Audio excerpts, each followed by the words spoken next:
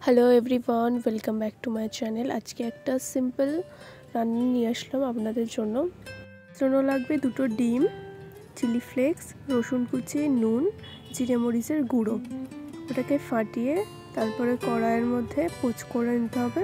কড়া হয়ে গেলে একটু ভুজিয়া মতো করে নিতে হবে, যাতে বেশি কড়কড়া না হয়ে যায়।